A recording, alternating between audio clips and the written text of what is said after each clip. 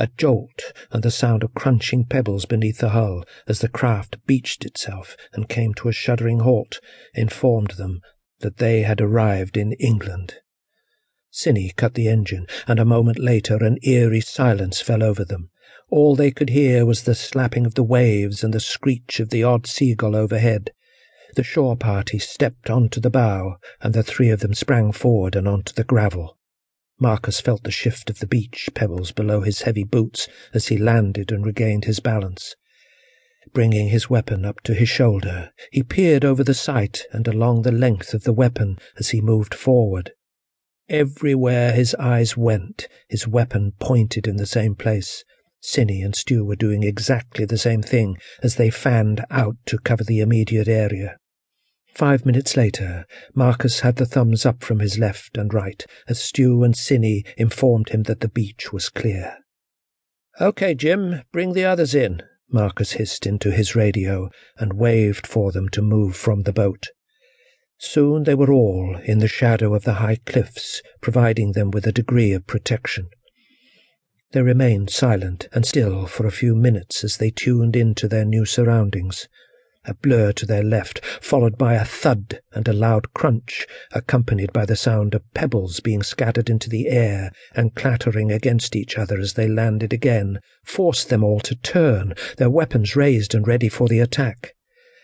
Just a few meters away, a bulky form lay embedded in a shallow crater in the disturbed sand and pebbles.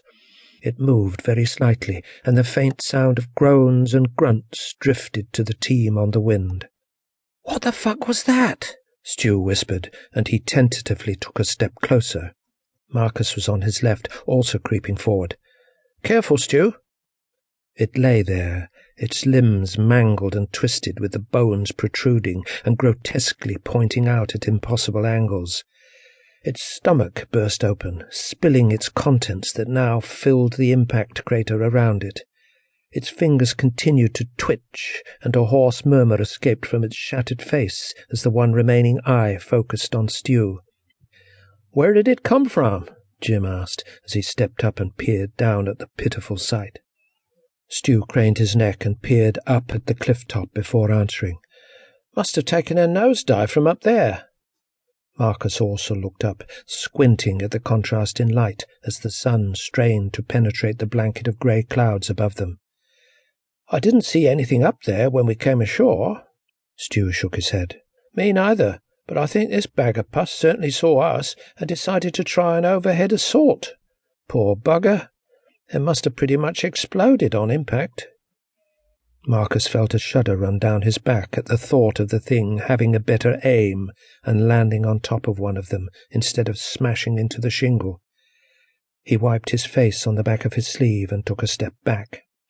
"Finish it off, will you, Stu?"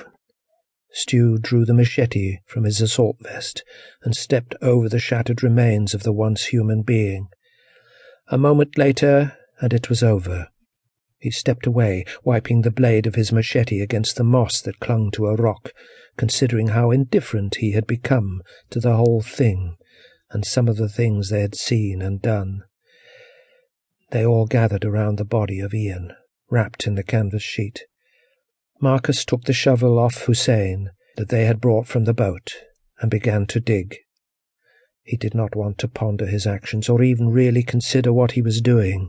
He just moved automatically, wanting to get the job over and done with.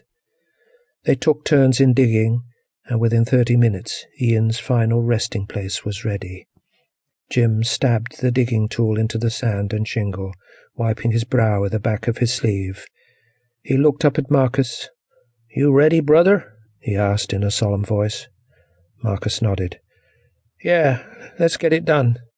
Moving off to one side towards the body of Ian, Marcus drew his pistol. He removed the canvas sheet from the body and gazed down at the pale face of his tough and reliable friend. He sensed the others close up around him. Ian was a friend to them all, and they all saw it as their duty to help Marcus in what needed to be done. To keep listening to this audiobook, I've left you a link in the description so you can do it, at no cost thanks to Audible's 30-day free trial.